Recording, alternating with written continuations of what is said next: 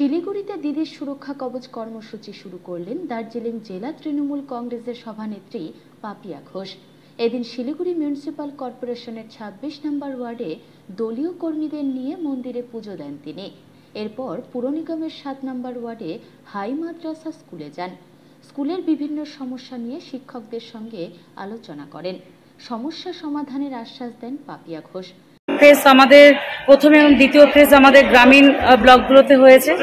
আজ থেকে আমাদের শহরে অর্থাৎ টাউনে একদিন, তো এই দিদির দুধ সুরক্ষা যেটা অঞ্চলে একদিন ছিল সেটা টাউনে একদিন। তো এটা তৃতীয় ফেজ আমাদের। এখানে গ্রামেরও কিছু অঞ্চল রয়েছে আর শহরের যে আমাদের 3টে ব্লক টাউন ব্লক তাকে আমরা 6 ভাগে ভাগ করেছি সুবিধার জন্য। এবং আজ থেকে তার কর্মসূচি দিদির সুরক্ষা কবচে কর্মসূচি আমাদের শুরু। আমরা আজকে 1 নম্বর টাউনে রয়েছে এই মুহূর্তে, যার মধ্যে 6, 7, 8, 9, 10, 11, 25, 26 এই কয়েকটা ওয়ার্ড নিয়ে আজকে আমাদের সুরক্ষা কবচ। আমার সাথে আমাদের বিভিন্ন স্তরের নেতৃত্বরা রয়েছেন প্রতুল চক্রবর্তী মহাশয়, রয়েছেন মহিলা প্রেসিডেন্ট মিলি সিং। ভীষণ ভালো, আপনারা নিজেরাও দেখলেন আজকে এখানে মন্দিরে পুজো দিয়ে, মঞ্জুমাতা মন্দির 26 নম্বর ওয়ার্ডে এখানে পুজো দিয়ে আমরা আজকে আমাদের কর্মসূচি শুরু করলাম। ভীষণ সুন্দর সারা, প্রত্যেক স্তরের নেতৃত্বরা, সাধারণ কর্মীরা, আমাদের এই এলাকার বাসিন্দারা সবাই চলে এসছে। এবং সব থেকে ভালো লাগছে যে আজকে সারাটা দিন আমরা একের পর এক কর্মসূচি রয়েছে, আমরা একের পর এক ওয়ার্ডে এক একটা করে কর্মসূচি আমাদের থাকবে। এবং আজকে রাতেও আমি এই ব্লকে রাত্রি যাপন করব, কাল ফ্ল্যাগ তুলে আমি বাড়ি। দিদির সুরক্ষা কবচ কতটা সুরক্ষিত?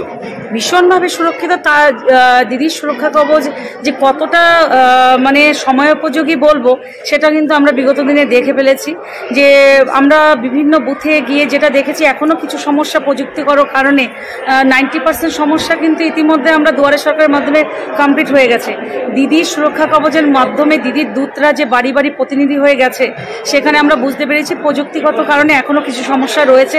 সেই জন্যই কিন্তু দিদি প্রত্যেক বুথে আজ থেকে 1 তারিখ থেকে আগামীকাল থেকে 10 তারিখ পর্যন্ত প্রত্যেক বুথে একটা করে দুয়ারে সরকার করেছেন। শহরেও 2টো করে না একটা ইয়েতে রয়েছে।